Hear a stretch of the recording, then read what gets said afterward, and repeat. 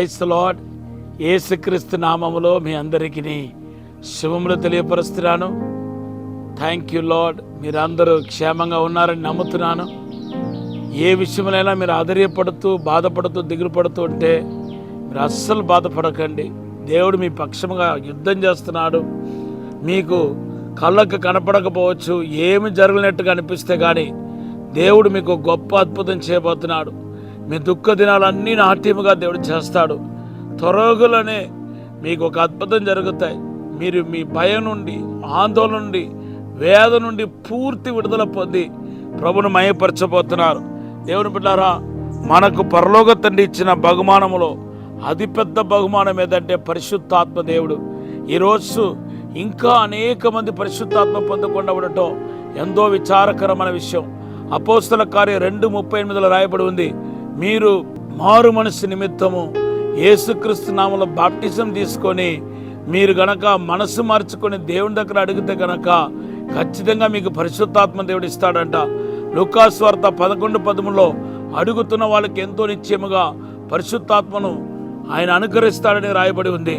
దేవుడు పరలోక తండ్రి మనకిచ్చే ఆశీర్వాదాలు కోకొలదిగా ఉన్నప్పటికీ దానిలో శ్రేష్టమైన నంబర్ 1 గ్రేట్ బ్లెస్సింగ్ ఏదంటే పరిశుద్ధాత్మ దేవుడు. మీరు పరిశుద్ధాత్మతో నింపబడ్డారా? అపోస్తల కార్యం 19:1-2 అంటున్నాడు, మీరు విశ్వాసులైనప్పుడు పరిశుద్ధాత్మతో నింపబడ్డారా అని అడుగుతున్నాడు. ఇంకా మీరు పరిశుద్ధాత్మ పొందకపోతే ఇప్పుడు మీరు పరిశుద్ధాత్మ కోసం కనిపెట్టండి. ఇప్పటికే మీరు పరిశుద్ధాత్మతో నింపబడి ఉంటే దేవుని బిడ్డలారా, ఇప్పుడు మీరు చేయాల్సిన పని ఏంటంటే ఇంకా నాకు ఆ పరిశుద్ధాత్మ యొక్క ప్రత్యక్షత కావాలి, ఆత్మ నడిపింపు కావాలి, పరిశుద్ధాత్మ దేవుడు నా జీవితంలో మరి బలంగా క్రియేట్ చేయాలని చెప్పి అడగాల్సిన వారే ఉన్నారు. మీరు విశ్వాసులైన తర్వాత కూడా ఇంకా మీరు ఎందుకు పరిశుద్ధాత్మ పొందకుండా ఉన్నారు, మీలో ఉన్న ప్రాబ్లం ఏంటి అని అడిగితే వాక్యానుసారంగా మనం ఒక్కసారి ఆలోచిస్తే బైబిల్ ఎంతో స్పష్టంగా రాయబడి ఉందండి. విధేయులైన వారికి అనుకరించబడిన పరిశుద్ధాత్మ అందరికి ఇవ్వబడదు. విధేయులైన వారికి మాత్రమే, లోబడే వారికి మాత్రమే పరలోక తండ్రి పరిశుద్ధాత్మను ఇస్తున్నాడు. చూడండి, అపోస్తల కార్యం 5:32 ఎవరెవరైతే ఇంకా పరిశుద్ధాత్మను పొందకుండా ఉన్నారో ఒక్కసారి మీరు ఏ విషయంలో దేవుడికి లోబడకుండా ఉన్నారేమో, కొన్నిటిని దేవుడు విడిచిపెట్టమని చెప్పి ఉంటాడు, అవన్నిటిని విడిచిపెట్టారా లేదనే విషయాన్ని మీరు పరీక్షించుకోవాలి. కొన్నిటిని చేర్చుకోమని దేవుడు చెప్పి ఉంటాడు, అవన్నీ మీరు చేర్చుకున్నారా లేదనే విషయాన్ని పరీక్షించుకోవాలి. మన జీవితం శ్రేష్టమైన జీవితం. ఈ జీవితాన్ని మనము పొరపాటున కూడా కలిబిలి చేసుకోకూడదు, నష్టపరచకూడదు. యేసు త్వరగా వచ్చే ఈ సమయంలో దేవుని బిడ్డలారా, పరిశుద్ధాత్మతో నడిస్తేనే మనం పరలోకి వెళ్ళగలుగుతాం. అవును, ఈరోజు విధేయులైన వారికి పరిశుద్ధాత్మ నేను ఇస్తానంటున్నాడు. కనుక ఈరోజు దేవునికి లోబడాలని ప్రభుపేట మనవి చేస్తున్నాను. సగం లోబడినా దేవుని దృష్టిలో మీరు విధేయత చూపించలేనట్టే.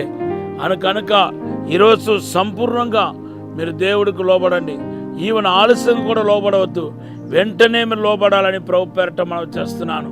రెండవదిగా మనం చూస్తే అపోస్తల కార్య 10:44-46 ఆయన వాక్యం ఉన్న వాళ్ళందరి మీదకి పరిశుద్ధాత్మ కుమరించబడ్డాయంట. దేవుని యొక్క వాక్యానికి ప్రాముఖ్యత ఇచ్చేవారైతే ఖచ్చితంగా మీ మీదకి పరిశుద్ధాత్మ అభిషేకం కుమరించబడతాయి. దేవుని ఆత్మతో నింపబడగలుగుతారు. ఈరోజు దేవుని యొక్క వాక్యం లేని చోట పరిశుద్ధాత్మ దిగిరాదండి. ఎక్కడ దేవుని యొక్క వాక్యం ఉందో అక్కడే దేవుని ఆత్మ బలంగా క్రియ చేయగలుగుతాడు. మన జీవితాన్ని మరి సంపూర్ణంగా మార్చగలుగుతాడు. ఆశీర్వాదం మన జీవితంలోనికి రాగలుగుతాయి. మూడవదిగా మనం చూస్తే మీరు అడగకపోతే, ప్రార్థించకపోతే పరిశుద్ధాత్మ దేవుడు మీలోనికి రాడు. అపోస్తల కార్యం 1:14 ఆ 120 మంది కలిసి ఎడతెక్కకుండా ప్రార్థనలో ఉన్నారు కాబట్టి పరిశుద్ధాత్మ కుమరించబడుతుంది. అడుగుతున్న వారికి ఎంతో నిశ్చయముగా పరిశుద్ధాత్మను అనుగ్రహిస్తాడంట. కనుక ఈరోజు దేవుని బిడ్డలారా, మీరు అడగండి. అడిగితే కానీ మీరు పరిశుద్ధాత్మని ఆసక్తి గలవారుగా లేదని విషయం మరి తెలియదు. గనక మీరు అడగాలి. దేవుడే ప్రభువే చెప్తున్నాడు, అడుగుచున్న వారికి మాత్రమే పరిశుద్ధాత్మ కుమ్మరింపు అనేది జరుగుతున్నాయి. లూకాసు వార్త 11:13 అడుగుచున్న వారికి ఎంతో నిశ్చయముగా పరిశుద్ధాత్మను కుమ్మరిస్తానంటున్నాడు. కాబట్టి మీరు పరిశుద్ధాత్మతో నింపబడాలి. అదే నా ప్రార్థన కూడా. ఈరోజు ఒక చిన్న ప్రార్థన చేస్తాను. పరిశుద్ధము నమ్మకమైన పరలోక తండ్రి, ప్రభువా, ఎవరెవరైతే పరిశుద్ధాత్మ కోసం ఆశుద్ధ ఎదురు చూస్తున్నారో వాళ్ళందరినీ పరిశుద్ధాత్మతో నింపండి ప్రభా, అభిషేకముతో నింపండి ప్రభా. దైవిక ప్రసన్నత, దైవిక మహిమ ఇప్పుడే కుమరించబడునగాక. పరలోక వెలుగు యేసు నామములో తాకునగాక. అభిషేకించమని, తాక్కుమని, తోడుగా నీడగా ఉండి సాయం చేసి బలపరచమని, 2 ఆత్మ 200 అభిషేకం దయచేయమని, నీ ఆత్మతో నింపి బలపరచమని యేసు నామములో అడిగి వేడుకుంటున్నాము తండ్రి. Amen, amen, amen. Have a blessed day. దేవుడు మనం దీవించునుగాక. ఈరోజు దేవుడు మనకిచ్చిన వాగ్దానం యెషయా గ్రంథం 59:21.